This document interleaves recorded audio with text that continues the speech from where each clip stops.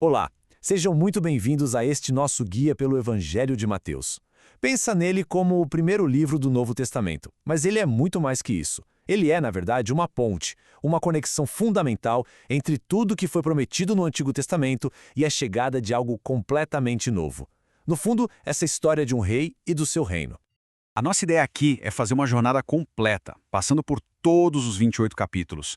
A gente vai explorar a chegada desse rei, entender quais são as regras, os princípios do reino dele e, claro, qual é a missão que ele deixa no final. Então, vamos nessa. E olha, a mensagem central aqui é super clara desde o início. Mateus quer apresentar Jesus como o Messias, aquele rei que todo mundo esperava há séculos, o rei que veio para inaugurar o que ele chama de Reino dos Céus. Guarda bem essa ideia de reino, porque ela é a chave para a gente entender todo o resto. Para guiar nossa conversa, a gente vai usar 3 perguntas principais. A primeira é sobre a identidade. Afinal, quem é esse rei que as Escrituras tanto prometiam? A segunda pergunta já mergulha na mensagem dele, tá bom. Mas como é esse reino que ele tanto fala? Quais são os valores? Como as coisas funcionam por lá? E por fim, a terceira pergunta leva a gente para o grande final da história. Qual é a missão definitiva desse rei? E o que isso significa para nós hoje? Com essas perguntas na cabeça, vamos começar a nossa exploração. Então, vamos lá. A primeira grande parte do livro, que vai mais ou menos do capítulo 1 até o 13, é toda sobre o anúncio do reino. É aqui que a gente vê a chegada do rei, aprende seus ensinamentos mais importantes e vê as primeiras demonstrações do poder que ele tem. Isso já levanta uma questão, né? Pensa só, se um novo reino está começando do zero, como as pessoas que fazem parte dele deveriam viver? A resposta que Mateus nos dá está no discurso mais famoso de Jesus. O Sermão do Monte é tipo a constituição desse reino. E o ponto aqui não é só uma nova lista de regras, de jeito nenhum. As bem-aventuranças, por exemplo, descrevem o caráter, o jeito de ser de quem vive nesse reino. Depois, Jesus pega a lei antiga e aprofunda. Ele diz, olha, vocês ouviram o que foi dito, mas eu digo algo mais profundo. Ele muda o foco do que a gente faz por fora para o que a gente é por dentro. Uma ideia revolucionária. E tudo isso termina com aquela imagem forte de construir a vida sobre uma rocha firme, que são os ensinamentos dele. Mas um reino governa só com discursos, certo? Nos capítulos 8 e 9, Mateus faz questão de mostrar a autoridade de Jesus na prática. Primeiro, a gente vê o poder dele sobre as doenças, curando pessoas que a sociedade tinha abandonado. É uma mistura de compaixão com uma autoridade que claramente não era deste mundo. E não para por aí.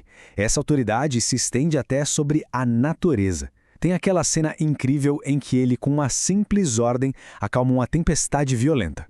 Os próprios discípulos ficam de boca aberta, perguntando, mas quem é esse cara? Agora, atenção, porque este ponto é crucial. Jesus reivindica algo que para os líderes religiosos da época era uma blasfêmia, algo que só Deus podia fazer, o poder de perdoar pecados. E para provar que tinha essa autoridade, ele cura um paralítico, mostrando que a cura física e a cura da alma andam juntas. E para fechar essa demonstração de poder com chave de ouro, a prova máxima. Mateus conta que Jesus ressuscita os mortos, ou seja, a autoridade dele vai além da última fronteira da nossa existência. Ele é apresentado como o Senhor da própria vida. Depois de mostrar todo esse poder, Jesus começa a ensinar usando parábolas, e a do semeador é super importante. Ela basicamente explica por que a mesma mensagem do reino causa reações tão diferentes nas pessoas. A semente, que é a palavra de Deus, é a mesma para todo mundo.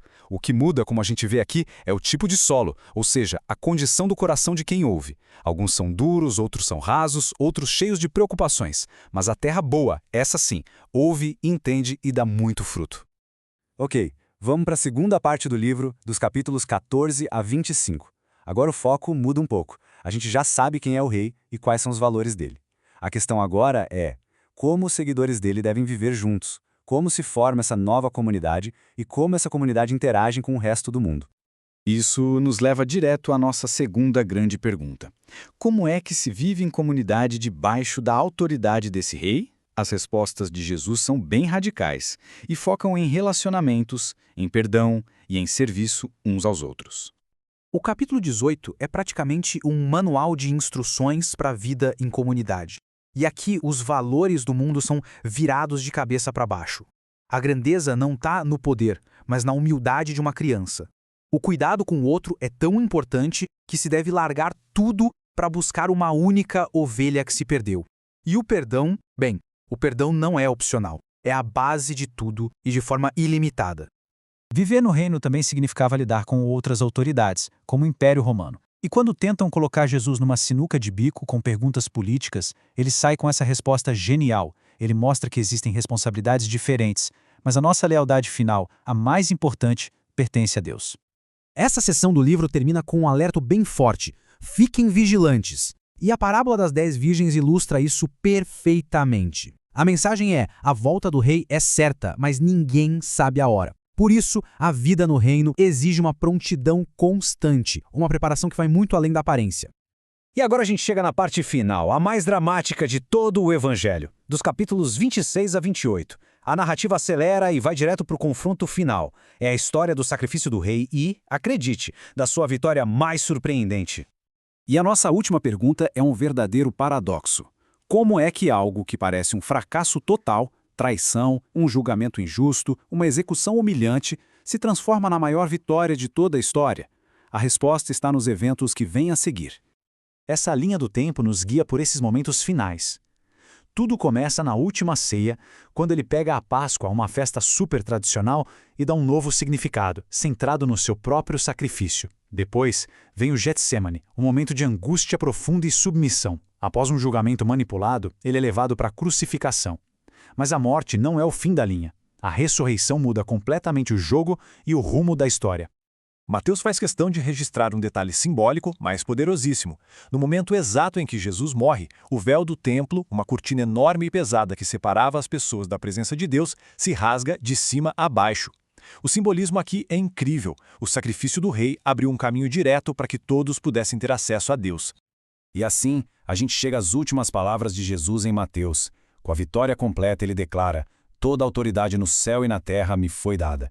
E com base nessa autoridade total, ele entrega a missão final, a grande comissão. O comando principal não é só ir, mas fazer discípulos, ensinar outras pessoas a viverem nesse reino. E ele termina com uma promessa que capacita tudo isso, a de que ele estaria junto, todos os dias. E é assim que o Evangelho de Mateus termina. Quer dizer, ele não termina de verdade, né? Ele, na verdade, começa algo. Uma missão foi entregue. E a pergunta que fica ecoando até hoje é: como essa história, essa missão, continua através das pessoas que escolhem seguir esse rei? De certa forma, essa resposta ainda está sendo escrita.